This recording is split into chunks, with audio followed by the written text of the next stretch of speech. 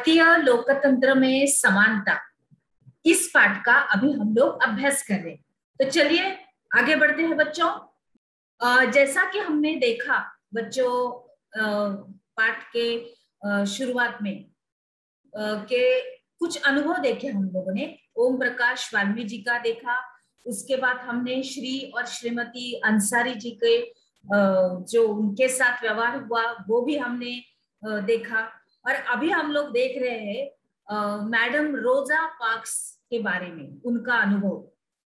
तो रोजा पार्क्स का जन्म 1913 में हुआ है और उनकी मृत्यु 2005 में हो गई है।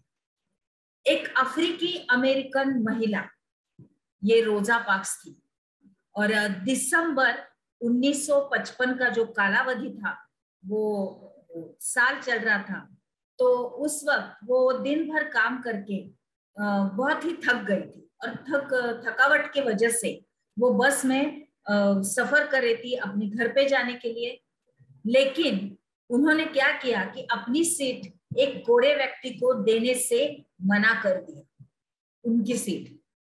तो उस दिन से उनके इनकार से अफ्रीकी और अमेरिकन इन लोगों के साथ असमानता को लेकर एक विशाल आंदोलन का प्रारंभ हो गया, जो नागरिक अधिकार आंदोलन यानी सिविल राइट्स मूवमेंट जिसको कहलाया गया।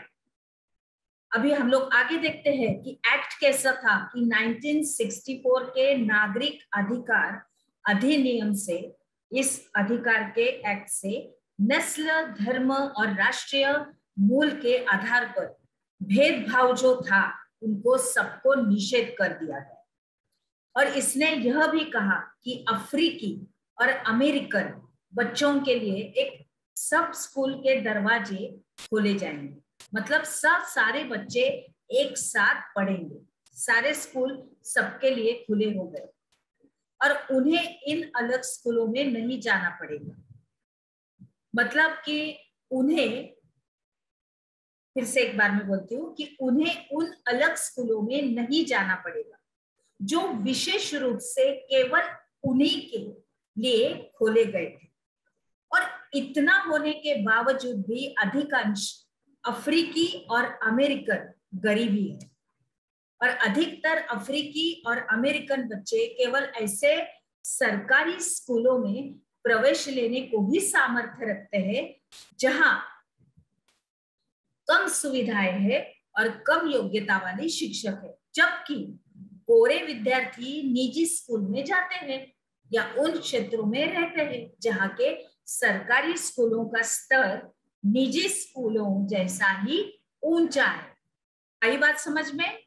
अभी देखते हैं हम लोग रोजा पार्क्स, एक अफ्रीकी अमेरिकन औरत जो अभी यहाँ पे सीट पर बैठी है अपने बस के, और जिनकी एक विद्रोही प्रक्रिया ने अमेरिकी इतिहास की दिशा ही बदल दी।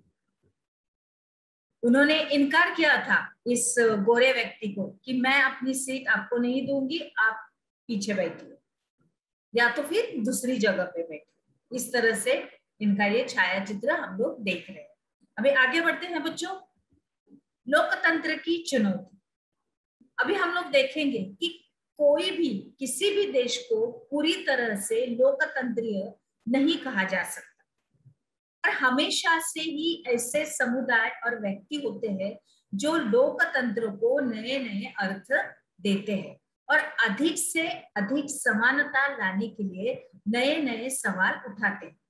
अभी इसके केंद्र में वह संघर्ष है जो सब व्यक्तियों को समानता और समान जो सम्मान है, मतलब जो सब व्यक्तियों को समानता और सम्मान दिलाने का पक्षधर है।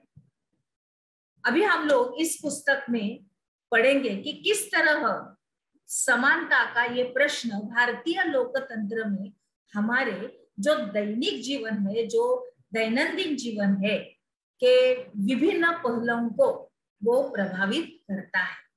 और इन पाठों को सब जगह पे पढ़ते हुए हमें विचार करना है कि क्या सब व्यक्तियों की समानता और उनके आत्मसम्मान को ऊंचा रखने की भावना को लोग स्वीकार कर रहे हैं या नहीं?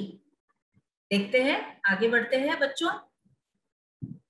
अभी हम लोग यहाँ पे देखेंगे कि भारत के संविधान के अनुच्छेद 15 के कुछ अंश, इसमें क्या क्या दिया गया है हम लोग देखते हैं। धर्म, मूलवंश, जाति, लिंग या जन्म स्थान के आधार पर विभेद का प्रतिषेध। सबसे पहला है वो राज्य किसी नागरिक के विरुद्ध केवल धर्म, मूलवंश, जाति, लिंग, जन्म स्थान या इनमें से किसी के आधार पर कोई विभेद नहीं करेगा। दूसरा है कोई भी नागरिक केवल धर्म, मूलवंश, जाति, लिंग, जन्म स्थान या इनमें से किसी के आधार पर, उसमें आगे दिया गया है कि दुकानों में, सार्वजनिक भोजनालयों, इसके बाद होटलों और सार्वजनिक मनोरंजन के स्थानों में प्रवेश, या तो फिर ख दिया गया है पूर्णत या भाग्यत राज्य विधि से पोषित या साधारण जनता के प्रयोग के लिए समर्पित कुओं, तालाबों, स्नान घाटों और सड़कों और सार्वजनिक समागम के स्थानों के उपयोग के संबंध में किसी भी निर्योग्यता, दायित्व और निर्बंधन या शर्त के अधीन नहीं होगा। ये सारे मुद्दे इसमें दिए गए हैं। किसके अनुसार? भारत के संविधान के अनुच्छेद 15 के ये अंश है। पहला और दूसरे के अंदर और भी दो इसमें मुद्दा दिए गए, दो के अंतर्गत और दो मुद्दे दिए गए जिनको अभी हम लोगों ने पढ़ा। आगे बढ़ते हैं बच्चों। चलिए, अभी यहाँ पे आप हम लोग देख रहे हैं डॉक्टर बाबा साहेब अम्बेडकर, उनका ये छाया चित्र है और उन्होंने क्या क्या हमें संदेश दिए हैं वो हम लोग अभी पढ़ते हैं। अपने आत्मसम्मान को दांव पर लगाकर जीवित रहना अशोभनीय है और आत्मसम्मान जीवन का सबसे जरूरी हिस्सा है। कितनी सुंदर और अच्छी बातें बताई है कि आपने आत्मसम्मान को कभी आप खोना नहीं है और उसको जीवित रखना ही रखना है। आत्मसम्मान को, उसको दांव पर कभी भी लगाना नहीं है, हमारे आत्मसम्मान को। उसके बाद उन्होंने दिया है कि आत्मसम्मान ही हमारे जीवन का सबसे जरूरी हिस्सा है और इसके बिना व्यक्ति नगण्य है, मतलब इसके बिना कुछ नहीं है। आगे लिखा है, आत्मसम्मान के साथ जीवन बिताने के लिए व्यक्ति को कठिनाइयों पर विजय प्राप्त करनी होती है और केवल कठिन और निरंतर संघर्ष से ही व्यक्ति बल में, विश्वास में और मान्यता प्राप्त कर सकता है।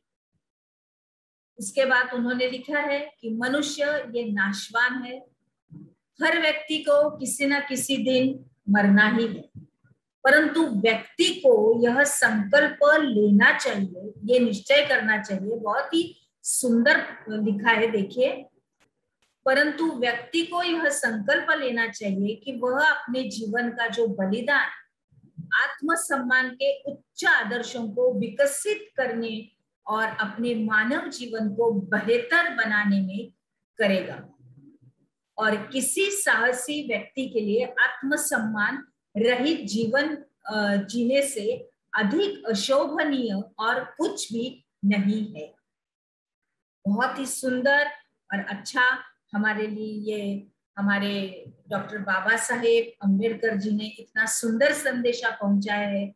हम लोग सही दिल से और सही मायने में हम लोग उनका बहुत ही शुक्रगुजार है बच्चों कि उन्होंने हमें इतना सब कुछ अच्छी तरह से बताया है। आगे बढ़ते हैं। चलिए, हमने क्या सीखा इसके अंतर्गत आपको रोजा पार्क्स इस महिला के बारे में अपनी किताब में लिखना है। तो चलिए आगे बढ़ते हैं।